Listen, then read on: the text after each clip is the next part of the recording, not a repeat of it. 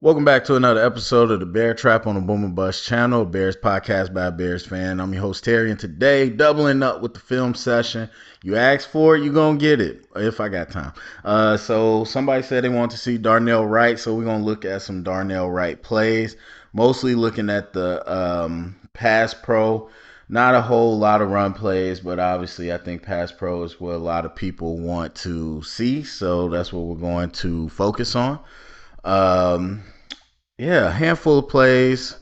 Not sure exactly how many we got here, but I went through, picked some out. We're going to focus on those. And yeah, we'll just break it down. So we're going to start with this first one. And this is early. I think this goes through the third quarter. So honestly, well, we could go through the initial play and then we'll look at it from the end zone. So on this first play, this is one play where very clearly Darnell Wright was part of the issue in the pass protection. And not every play is going to be like that, but we're going to run some. So we're out of the shotgun. He's got a tight end in there to help. Doesn't chip, goes one on one with Shaq Barrett and ends up giving up the sack. So what's the issue here? And we got it in super slow motion so you can see everything. So Shaq Barrett does a good job of using his hands. What you'll see is Darnell is overextending here. Now, I know I said before that one of the issues is he wasn't using his extension as well. And so early, well, I shouldn't say it's only been 2 weeks. The first week, I saw him lunging a lot, leaning into blocks. So this time, he isn't necessarily leaning, but you can see that he's blocking with just his upper half. So he's going to punch, and he's bending a little bit at the waist, but he goes to punch. And really, Barrett does a great job of just moving those hands out the way, taking those targets and playing off of it while moving towards the quarterback. That's what all good pass rushers do. Feet, hands tied together just like a quarterback. Now, you can see Darnell Wright's feet and hands aren't tied. He's punching, feet stop. Look, you'll see the upper body turn, lower body's not moving. And that is what 99% of the tackles do. So it's not unique to him, but I hate when I see it and I hate when I see it when I coach. It's just like move your feet, and for offensive linemen, for some reason it's really hard for them to move their feet and hands at the same time. So he's not running this block down. He just kind of let it turnstile. He turns completely around. He doesn't move at all with the blocker. He's just gone. And you're going to see that a lot from offensive tackles in general. But that's just really a function of you not moving your feet. Because look, you're not going to win you're not going to win at the first contact every time, especially against a good pass rusher. But you got to be able to recover on blocks if you want to become a really good tackle. But he gave up that edge there, gave him a target, and he just never recovered.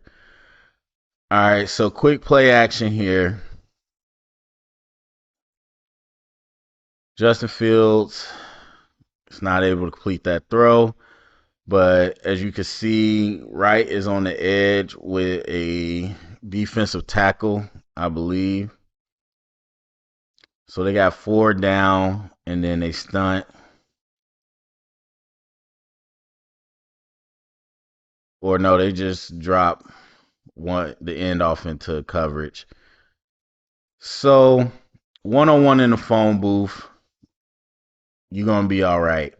Darnell Wright, this is a defensive tackle who ends up scraping towards the edge or stunned towards the edge, really. And 1-on-1 in the phone booth, you're fine. Like, hands are in Wright's chest. He's got the anchor. His hands are wide, but He's tangled up in the phone booth. He's fine. Now, that's the issue though, is that you're not going to be in the phone booth a lot of times, especially against good edge rushers. So when you're having somebody threaten your edge, that's really when you got to show off some technique. And actually, I skipped one. So let me go back. So you can see that last rep, that was pretty easy for him, showing off the anchor and the natural shrink that he has there. All right, so we're gonna look at this. Excuse me. We're gonna look at this pass play. Kick slide. Now I'm not sure who 91 is for that team, and I'm not really here to talk about Justin Fields, so I'm not gonna talk about everything downfield and blah blah blah. I'm frankly tired of that, but maybe I'll do that tomorrow or something. So either way, Justin has some time, so no immediate pressure here. So I don't know who 91 is for them. Body wise, doesn't look like a true DN to me. Not sure, but doesn't matter. This is who he's got. So this time he does get some help from Komet, chip on the edge, and this guy is slanting inside, trying to play bully ball. And Wright does a good job, but at the end, I feel like that's where you see where some of the problems come in. And he's already engaged, so it's not going to be as bad. But you'll see where he gets the lean. He's good now. He's good. He's moving his feet. He's mirroring him, and that's a big dude mirroring. That's the type of movement we hope to see from him. Now he's getting away from him.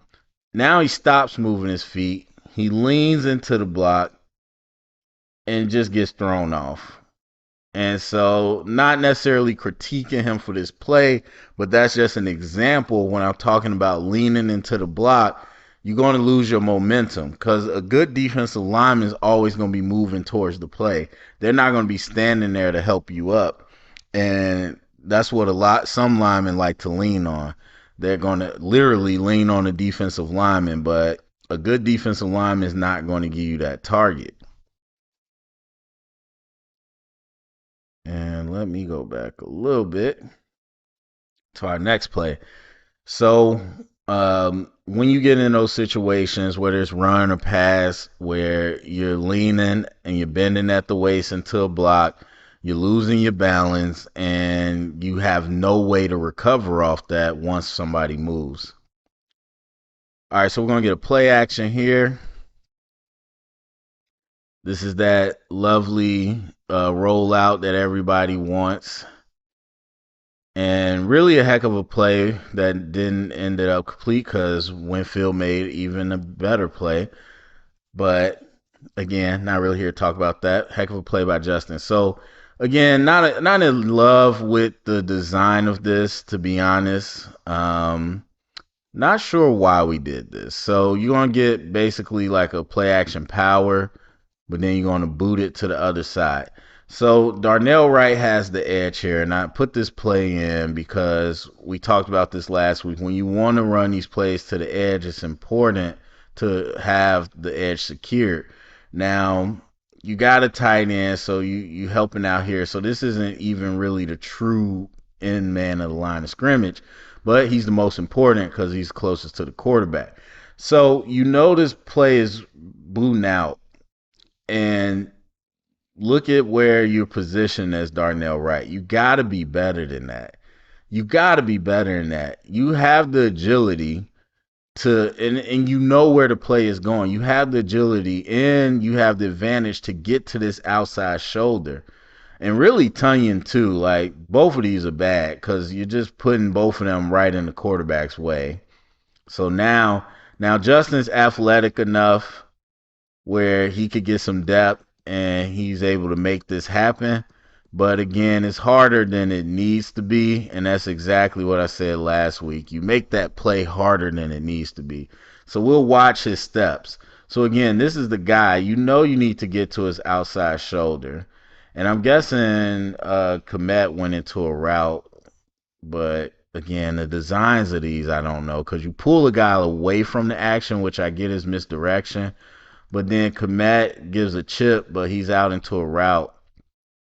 And my bad. So I was looking at Komet too much. But I don't like the design of that. I don't. I really don't. And yes, people gonna be like, oh, Getsy told you play calling's bad. That's fine. It's cool.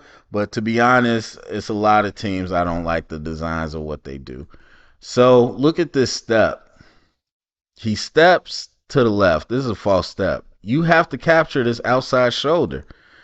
False step, then tries to retract, holds him, technically, and then tries. Now he's falling, and you just, I mean, if you want to lay pancake him here, that's fine, but you completely gave him the edge. It's almost like he doesn't know the play. And maybe he was trying to pancake him, I don't know, but that was just bad angles all around. I just didn't like that. So actually, we're going to go through the rest of this drive. So we got a quick throw there. He's going against Shaquille Barrett. We'll watch it from the end zones, so to see it easier.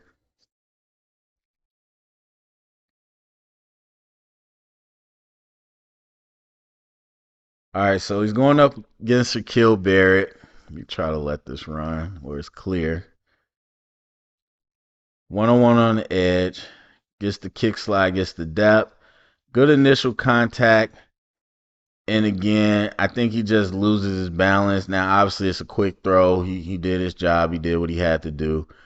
But again, when you're looking at the fundamentals and the intangibles, trying to see what he's looking like out there, just not getting. He opens up his hips because he loses the edge. Now he's off balance, and Shaquille knows it, throws him, and he's able to get off. So you got to work. And I thought he had a really good kick slide in college. And this wasn't necessarily bad here again against Shaquille Barrett. It's going to be tough. But just trying to get a little more athletic. And maybe they'll come in time as he works on his body. But he gets the kick slide for depth. At this point, he opens up his hips. He wants to engage. And I'm fine with that. But keep your pad level a little lower. We're standing straight up here. We're using our extension, cool, but now our feet are getting crisscross. We shouldn't be crossing over. You got to come in with a solid base. So again, just really getting those feet together and understanding how to maintain balance. So this next play,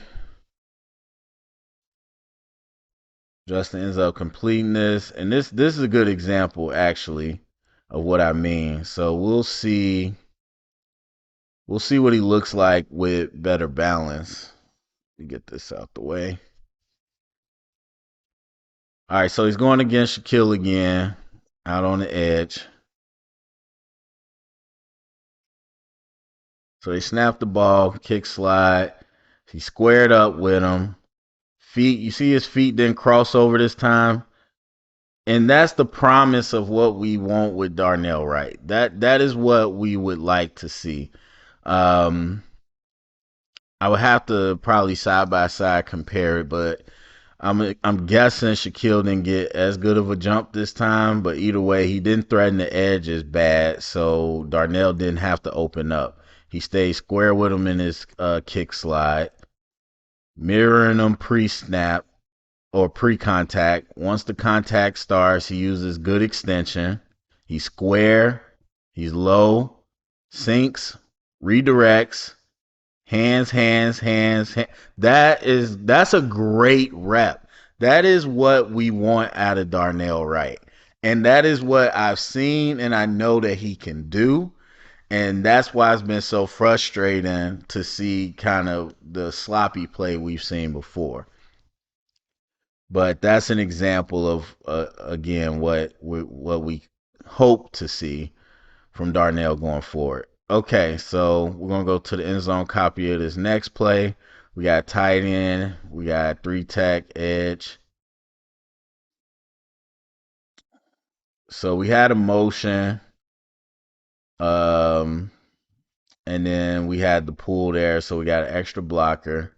So really, Darnell just has to stay on this double team, and they don't fully get it. Which, and we're not going to talk about the Justin Fields of it, but again, just these small things, these fundamentals of your blocking play throughout. So you got a double team here. Darnell, like this should be the easiest block in the world. You're here with him, okay. So he throws a move, that's fine.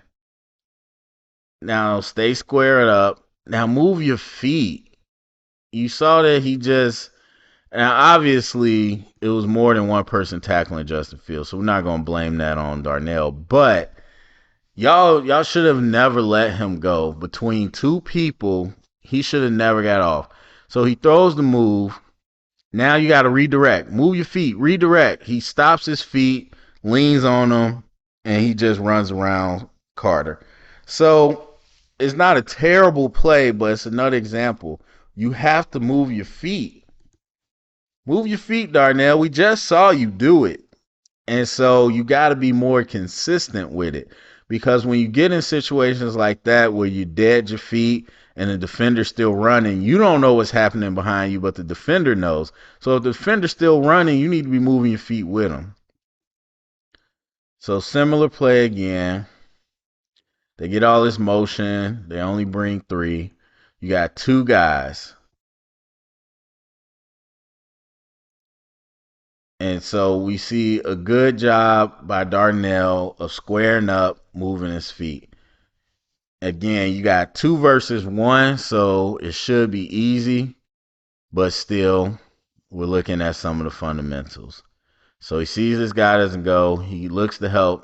A little bit of a bad angle, but he anchors, settles his feet, able to continue with that. All right. Now he's going up against Vita Vea out on the edge. They did a little invert, it looks like. So Vita's Vita, that looks hilarious. Vita's coming off the edge, inside. Now that's a heck of a play. I know Justin gets sacked, but that you can't ask too much more. It could be a little cleaner, but you can't ask too much more. Heck of a play. Let me get this out the way. So you're going to see Vita crash inside. You push him inside to your help because you know a stunt's coming. Look at him pick up that stunt. Borum would never. Borum would absolutely never have picked up a stunt. Let me tell you what's going to happen. This is a smart play. This is an athletic play. Let me tell you what would have happened.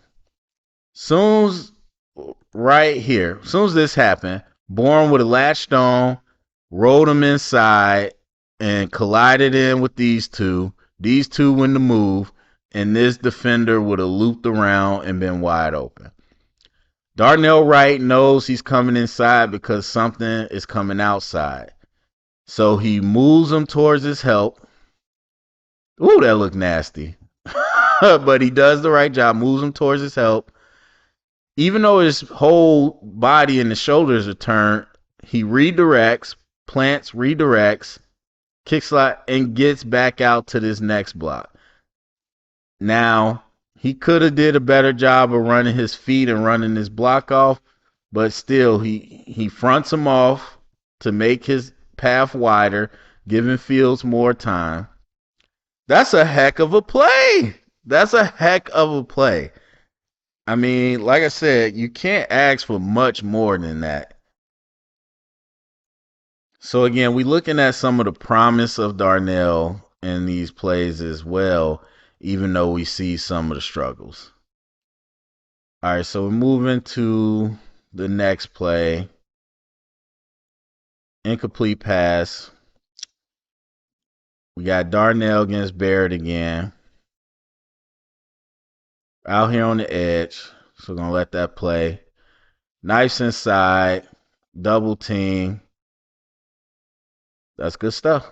Nice and simple. That's again, you see when he's in balance, when he's squared up, you see what an asset he is. The anchor is something that on the right side you kind of have to have as a prerequisite, but also some of the athleticism you've seen today, that's also the combination of what made the Bears want to get him as early as they did. So again, ended up with another sack, not on Darnell Wright. Back it up. So we'll watch. See, looks like we got two more plays after this.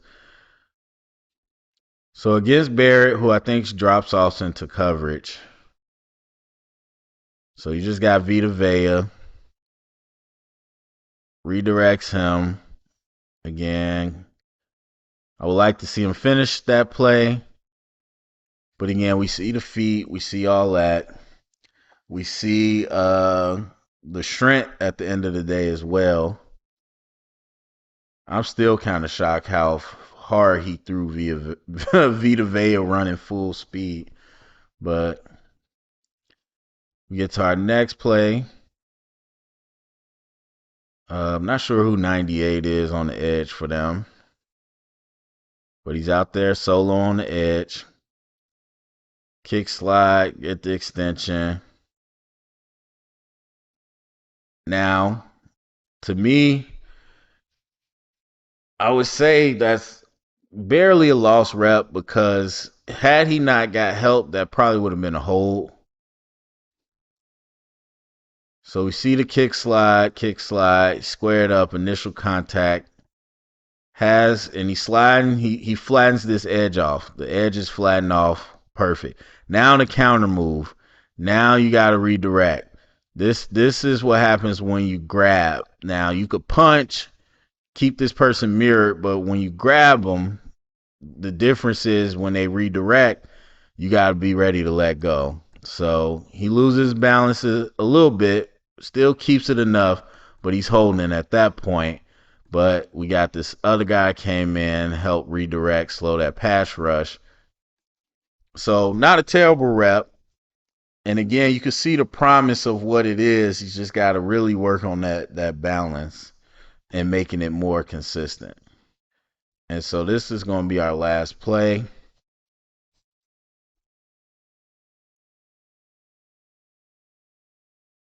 Okay.